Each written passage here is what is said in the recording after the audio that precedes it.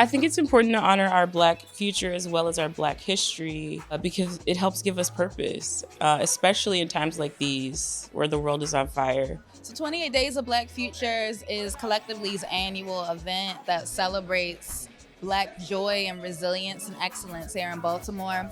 Baltimore is like Wakanda, and Collectively is an organization that really helps to fuel and feed the Black community here in Baltimore. So it allows us to find our tribe.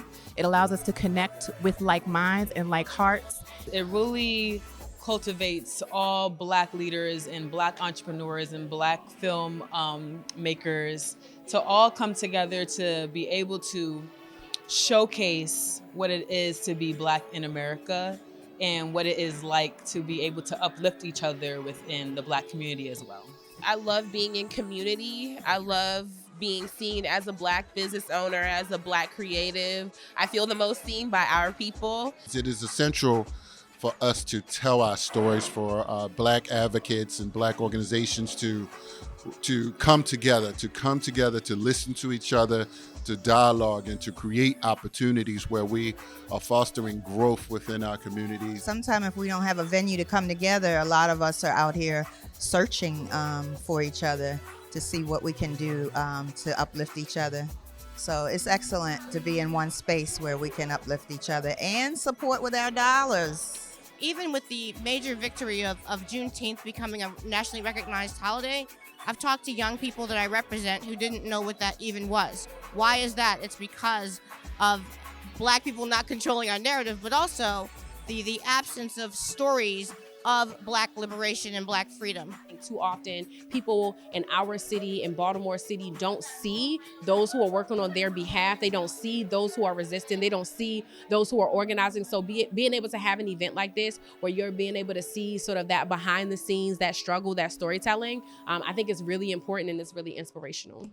Well, I really sat down with Sean Yoes about a year ago, asked him to come on and be our journalist in residence, and we talked about putting together and producing 4 short films and really around the liberation of Black Baltimore. The theme of the films is Baltimore's legacy of Black liberation. It focuses on leaders of a beautiful struggle, the Black think tank. It focuses on Joe Carter, the 41st District Senator, Joyce Scott, internationally renowned artist, and legendary attorney William H. Billy Murphy.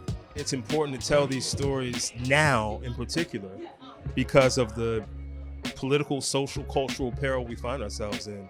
Black Baltimore in particular has always been kind of a trailblazing community. Billy Murphy, Joyce Scott, Joe Carter, and leaders of a beautiful struggle perpetuate that tradition of Black excellence. It's a part of the time capsule that should be sent to our children, the love letters to a future we will never see.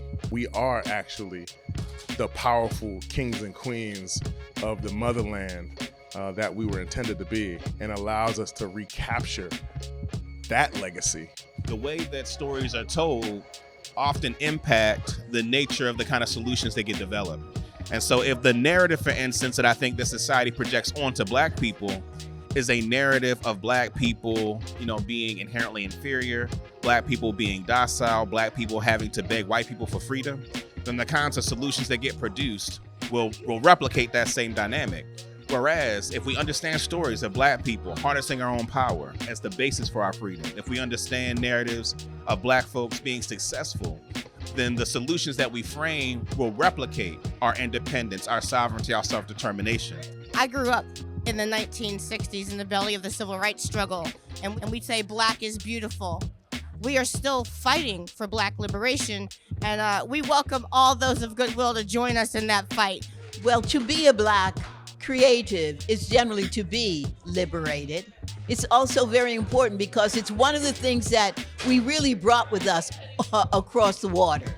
We never forgot our music. We never forgot our dance, the way we wear our hair, the way we're hanging out. So it really is to extend and prolong our relationship with our own personal self. Aim for greatness. Aim for excellence in everything you do.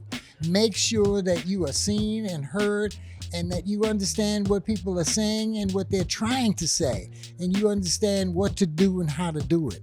And do all of the important work you have to do all the time. Because we're behind the 8 ball and we need excellence. Baltimore culture runs deep. There's so many amazing artists, creatives, and leaders. Next year, 28 Days of Black Futures, we're bringing back the Black Future Cypher. So 28 artists from across Baltimore, one song dropping every day for the month of February in 2026.